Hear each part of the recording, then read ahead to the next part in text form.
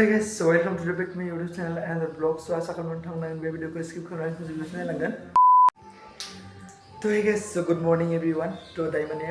जों सिखार बायो दा टाइमा 5टा जादों तो माने दायो जों थांनो ओंखारदों शूटिं आव ना आदा मिथुरासनि तो आदा मिथुरासनि दिनै शूटिं दङ माने जों दायो थांबाय थानोसै.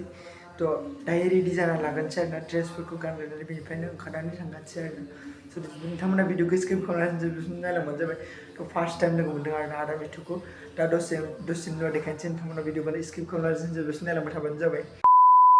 तो गाइस तो दायो माने जों रेडि जाबाय आरोना ड्रेसखौ गाननानै तो दायो माने गामसा गाननो बाखि दंबावो आरोना तो दायो गासैबो रेडि जाजोब्बाय तो दायो थांबाय थानोसै नोंथांमोना भिडिअखौ नायबाय थाबानो जाबाय आरोना. दा दङ नै आदायाबो रेडि जाबाय अबाव थांनो नागिरदों बिनि ओंखारनानै ओमफ्राय दा ओरै आदा सासे दङ मानि होनदोंमोन आदाया न'माइल औ न'माइल माने ओरै जोंनि साइडनि ना औ माने जोंनि साइडनिनो होमबाबो खाथि खाथि एसे गोजान जायो आरोना बेखायनो सिनायलायाथ' दायो फैनासो माने सिनाखि जालायलायबाय आरोना न'माइलनि होननानै तो दायो माने जोङो लोगोसे थांगोन आरोना शुटिंआव तो आदा मिथुरासजों तो एनबि प्रेजेन्ट चेनेलाव दा माने मिउजिक भिडिअ गोदान फैगासिनो बेनिनो माने दिनैनिफ्राय शुटिं स्टार्ट जागोन तो नोंथांमोना भिडिअखौ स्किप खालामनानै जोबोद नायलांबाय थादो तो भिडिअआ माने जेब्लानोखि आपल'ड होगोन आं नोंथांमोननिसिम तो भिडिअनि माने लिंकखौ होना होगोन आङो माबा मोनसे खालामनानै तो नोंथांमोना भिडिअखौ नायबाय थाबानो जाबाय आरोना आरो चेनेलखौ साबस्क्राइब खालामना लाबानो जाबाय नोंथांमोना अब्लासो नोंसोर बे मिउजिक भिडिअखौ नुनो मोनगोन. तो गाइस तो दायो माने जोङो थांनो रेडि जाबाय नै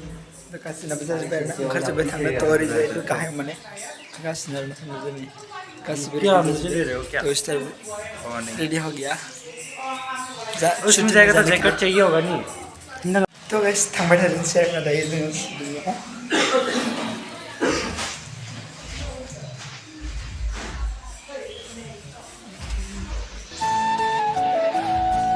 थांनो ओंखारबाय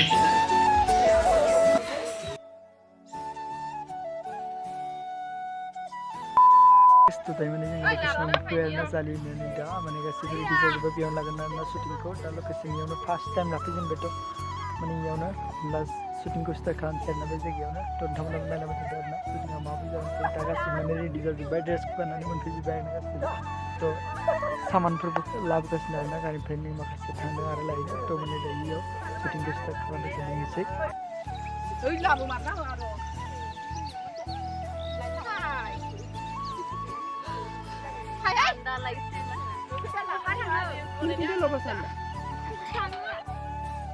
तो गाइस तो दायो माने जोंना शुटिं लानाया माने थनासो थानांबाय आरोना मानो होनबा अखा हागासिनो बोथोरानो माने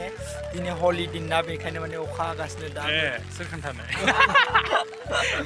दा माने शुटिंआ दा माने दाबो मोनसेल' शट थांदों दाबो माने कन्टिनिउ खालामबाय थानो हायाखैना शुटिंखौ बेनि थाखायनो दा थाथ'सो खालामनांगासिनो दसे अखा हालाय आरो दसे गालाय बिदि जागासिनो दा नै गासिबो बिदिनो साथा लानानै नेना दंजोबो दा दिनै माने शुटिंआथ' जोबखानाय नङानो गाबोनबो थागोन अखा हानायजोंनो माने शुटिंखौ कन्टिनिउ खालामबाय थानो हायाखै. तो गाइस तो दायो माने जोङो शुटिंआ अखा हाबाय थानायनि थाखाय दिनै केन्सेल जाबाय दा थांफिनसै आरो बिना गिदिंनानै आदा मिथुरानसिम न'सिम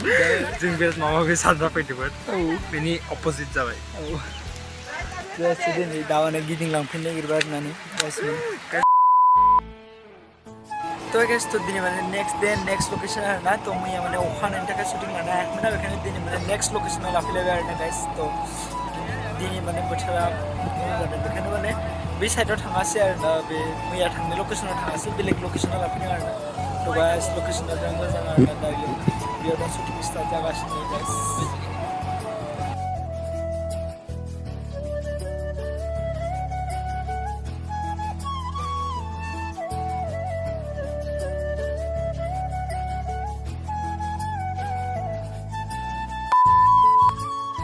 तो गाइस तो फाइनली दायो माने जोङो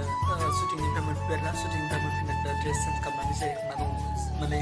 जिरायना दङ आरोना तो गाइस दिनै फाइनली माने जोंनि शुटिंआ मोनसे सम कमप्लिट जाबाय तो आरो नेक्स्ट टाइम माने गाबोन दंबावो आरोना माने बेलेग सम बैसागुनि आरोना तो मोनसे सम कमप्लिट जाबाय आरोना गाबोननिफ्राय आरो बैसागुनि मिउजिक भिडिअ माने शुटिं स्टार्ट जागोन आरोना गाइस. तो गाइस दिनै बे भिडिअखौ बेखिनियावनोमोन दिनै बे भिडिअखौ बेखिनियावनो फोजोबनाय जाबाय आंखौ नेक्स्ट भिडिअ लोगो मोनगोन लोगोफोर बाय.